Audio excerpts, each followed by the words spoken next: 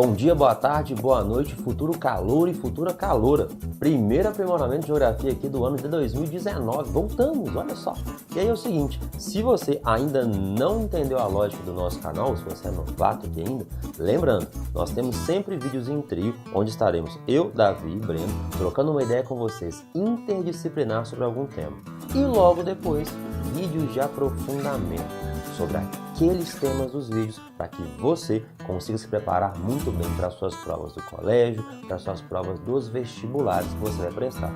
Demorou? Então, antes de começar, dá uma olhadinha no canal, curte, comenta, se gostou, eu sei que você vai gostar, compartilha, é importante, né, cara? Sei que você vai gostar, mas compartilha aí pra gente, vai dar tudo certo. Beleza? O tema de hoje é aquecimento global, que é extremamente recorrente nas provas. Então é o seguinte, vem pro papelzinho, tem um esquema bonitinho montado para vocês. Primeira coisa importante, quando a gente fala de aquecimento global, nós estamos falando do aquecimento da atmosfera terrestre, certo? Mas uma questão que é extremamente importante, uma diferença, que é pensar o seguinte, quando a radiação solar é emitida em direção ao nosso planeta, temos duas possibilidades, a absorção da mesma pela superfície e pela atmosfera e a reflexão de radiação diretamente para o espaço. O que vai ser importante para a gente? A absorção, porque as superfícies absorvendo radiação, elas depois emitem em direção à atmosfera, aquecendo a atmosfera do planeta.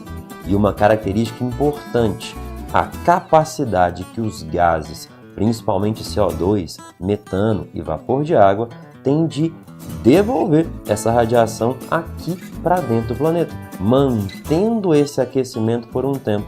Efeito natural que nós vamos chamar de estufa. E aí vem aquela dúvida que sempre aparece. Professor, o efeito estufa em si, ele é um problema?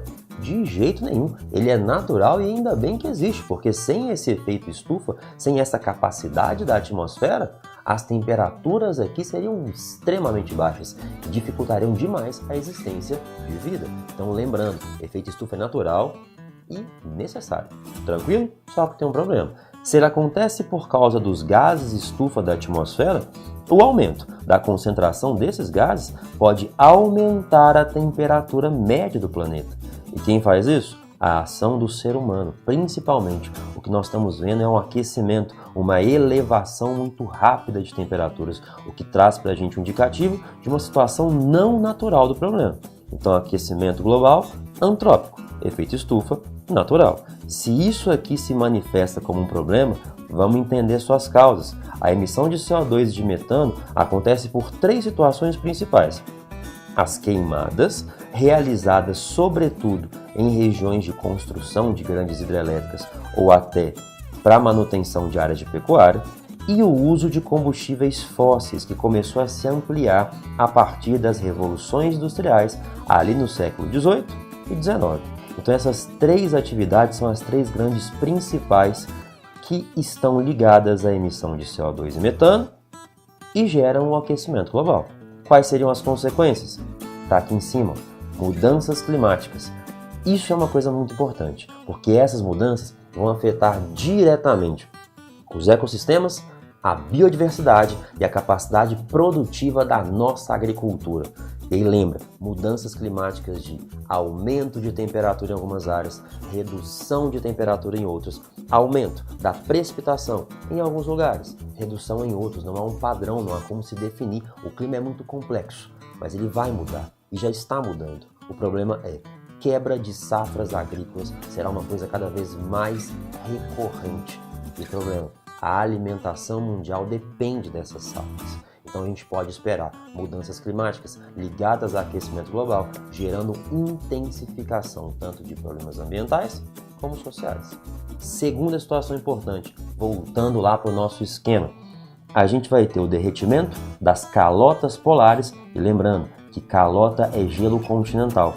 Essa água que estava armazenada na forma de gelo nas calotas, indo para os oceanos, fazendo com que seu nível aumente, o que pode levar ao alagamento de algumas áreas, principalmente ilhas e regiões litorâneas, onde a elevação em relação ao nível do mar não é tão significativa. Pessoas vão ter que sair de suas casas, ou seja, fazer um processo de migração não voluntária, forçada, por causa exatamente dessas situações.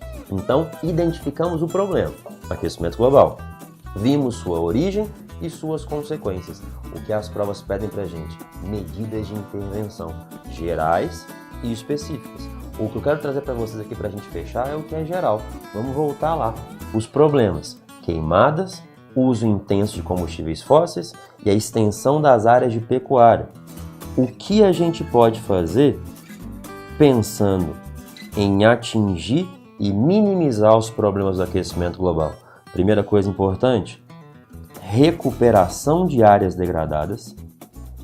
E além da recuperação dessas áreas, a gente pode pensar em uma maior proteção das áreas florestais, até mesmo pensando em questão de sequestro de carbono. Segunda coisa importante: mudança da matriz energética.